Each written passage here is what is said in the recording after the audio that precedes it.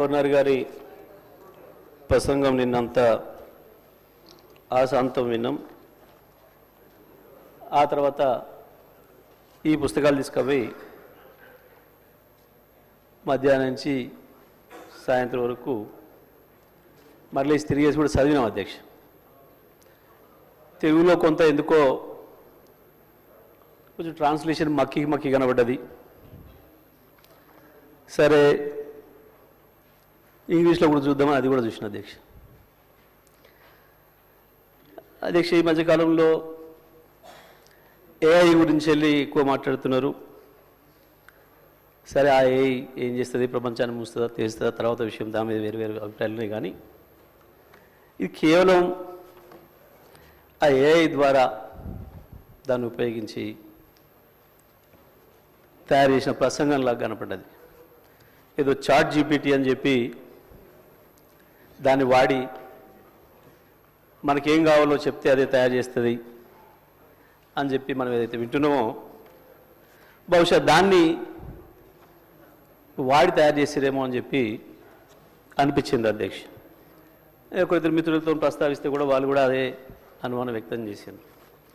వాస్తవానికి అధ్యక్ష, ఒక రాష్ట్ర ప్రభుత్వం బడ్జెట్ ప్రవేశపెట్టే ముందు ఉభయ సభల్ని ఉద్దేశించి గవర్నర్ గారు చేసే ప్రసంగం ఏదైతే ఉందో ఆ ప్రసంగం ఎంత గొప్పగా ఉండాలి, ఎంత వాస్తవాలతో కూడుకొని ఉండాలి, రేపు బడ్జెట్ ఏ రకంగా ఉండబోతుందనే దానికి ఒక ఇండికేషన్గా ఉండే ఆ ప్రసంగం ఎంత ఆర్ద్రతతోనే ఉండాలి, ఎంత మనసు పెట్టి చేయాలి అధ్యక్ష. ప్రతి అక్షరం ప్రతి పదం వాడేటప్పుడు అందులో కొన్ని వాక్యాలే అర్థం కాని పరిస్థితి, తెలుగులో వాక్య ప్రారంభానికి చివరికి ముగింపుకి సంబంధం లేని పరిస్థితి ఆశ్చర్యంగా అనిపించింది అధ్యక్ష. సరే వాస్తవాలను ఉన్నాయేమని వెతికి చూసినాం, ఎక్కడ ఒక్క వాక్యం కనపడలేదు. నిజంగా ఎంత డ్రైగా ఉంది అంటే, ఎంత విజన్ లేకుండా, ఓ బాధ్యత లేకుండా గడిచిన సంవత్సర కాలంలో జరిగింది ఏంది, వాస్తవం ఏంది, భవిష్యత్తు ఏంది, ఏమన్నా ఒక అక్షరం కనపడుతుందేమని చూస్తే ఎక్కడ అక్షరం లేదు అధ్యక్ష. వాస్తవానికి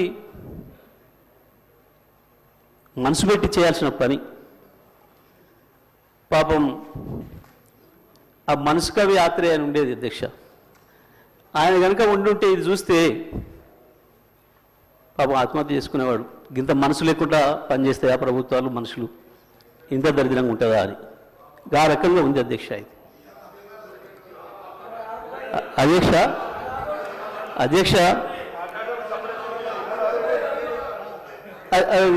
స్పీకర్ గారు చూసుకుంటారు విషయం. ఎందుకంటే ఎందుకంత భయపడతారు ఆగరాది. గంట 10 నిమిషాలు మీరు మాట్లాడితే ఒక అక్షరం ఎక్కడి నుంచి ఎవరు మాట్లాడలే. అగమాగం కాకుండా మొదలే కాకపోయా, ఎందుకు ఆగమవుతారు అప్పుడే? అయ్యో మొదలే కాకపోయా, ఊరే ఇంకా ఉంది కదా అధ్యక్ష. ఒక గవర్నర్ గారి గురించి మేము విన్నాం. సరే పార్టీ ఏదున్నా ఎట్లా ఉన్నా గతంలో వారిది ఒక మంచి మనిషి అని, ఒక ఇంటిగ్రిటీ ఉన్న వ్యక్తి అని, గొప్ప చదువుకున్న వ్యక్తి అని.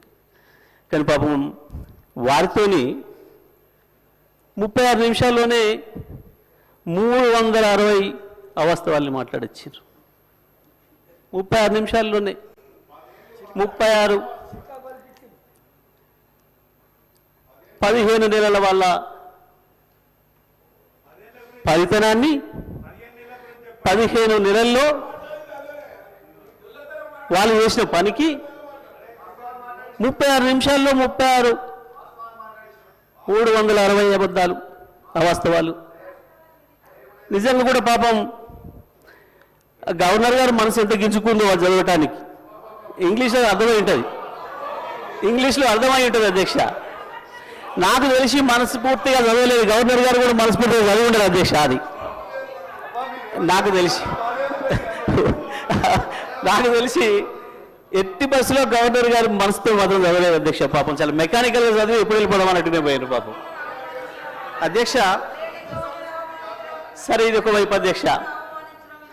అధ్యక్ష, నేను చదివిన మిత్రులతో మాట్లాడుతున్నా, దీన్ని ఎక్కడ మొదలు పెట్టాలి, ఎక్కడికి పోవాలి, ఏది నేను ఆలోచన చేస్తూ ఈ మధ్యకాలంలో నేను రైతుగా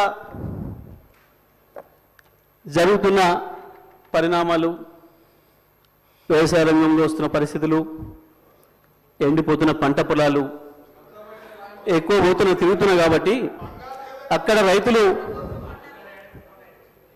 దగ్గరికి వెళ్తున్నా, రైతులతోనే ఉంటున్నా కాబట్టి ఆ రైతుల్ని కలిసి ఈ మధ్యకాలంలో ఎక్కువ మాట్లాడొచ్చు కాబట్టి ఒక్కసారి అదే రైతులతో ఒకసారి మాట్లాడి చూద్దాం. అయా రాష్ట్ర ప్రభుత్వం గవర్నర్ గారి చేత ఈ రకంగా మాట్లాడించింది ఇవాళ. సరే, నేను వచ్చిన ప్రతిసారి మీరు నీళ్ళ గురించి కొట్లాడిన సార్, మీరు అసెంబ్లీలో మాట్లాడిన సార్ అని అడుగుతున్నారు. నాకు అవకాశం వస్తే మాట్లాడతా అని చెప్పిన, ఇక్కడ మరి స్పీకర్ గారు ఇస్తే కదా మాట్లాడాల్సింది మేమని. సరే, నా అదృష్టం కొద్దీ మా అధ్యక్షులు గారు, మా నాయకులు కేసీఆర్ గారు దీనిపైన నన్నే మాట్లాడమని చెప్పిండ్రు. ధన్యవాదాలు వారికి. మీ ముఖ్యమంత్రి గారి దూరంగా ఏం లేడు, రెండు కామెంట్స్ బంద్ చేయండి. ఇక మీ ముఖ్యమంత్రి గారి దగ్గరనే ఉన్నాడు. ఎక్కువ మాట్లాడొద్దు, ఇక నాకు ముందట ఎక్కువ మాట్లాడుకొని మూసుకోండి. అధ్యక్ష, మాట్లాడితే ఆ రైతులకే వినిపిద్దాం ఈ విషయం కూడా అని మొత్తం వినిపించిన అధ్యక్ష తెలుగులో ఫోన్లోనే. నేను మొన్న పోయినప్పుడు